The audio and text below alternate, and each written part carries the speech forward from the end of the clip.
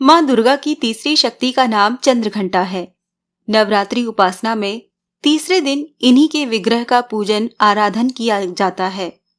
इनका ये स्वरूप परम शांतिदायक और कल्याणकारी है। इनके मस्तक में घंटे के आकार का अर्धचंद्र है। इसी कारण से इन्हें चंद्र घंटा देवी कहा जाता है। इनके शरीर का रंग स्वर्ण के समान चमकीला है। इनके 10 हाथ हैं।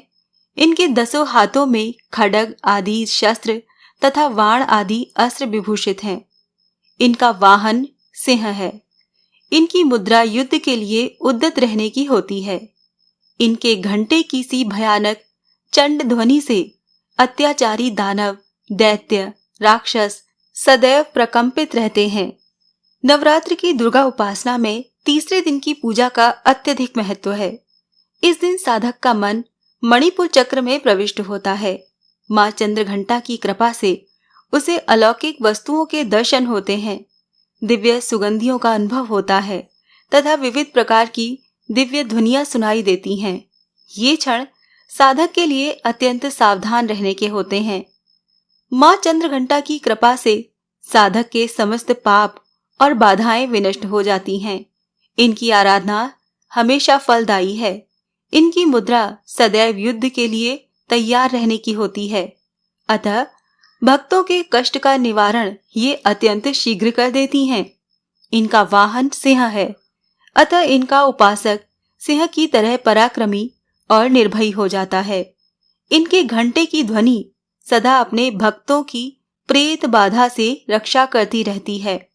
इनका ध्यान करते ही शरणागत की रक्षा के लिए इस घंटे की ध्वनि निनादित हो उठती है।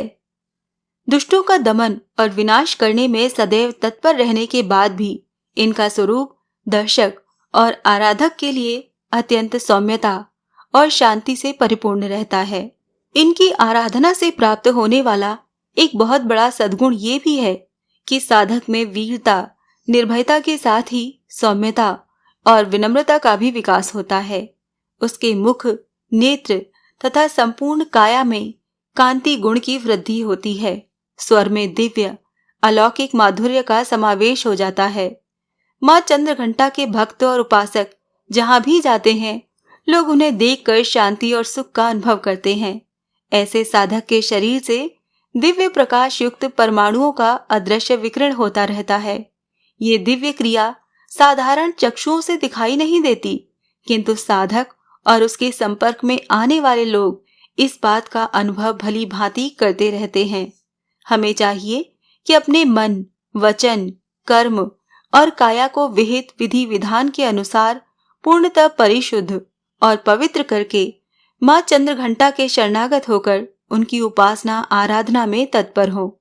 उनकी उपासना से हम समस्त सांसारिक कष्टों से विमुक्त होकर सहज ही परम पद के अधिकारी बन सकते हैं। हमें निरंतर उनके पवित्र विग्रह को ध्यान में रखते हुए साधना की ओर अग्रसर होने का प्रयत्न करना चाहिए। उनका ध्यान हमारे इहलोक और परलोक दोनों के लिए परम कल्याणकारी और सद्गति को देने वाला है। जय माता दी।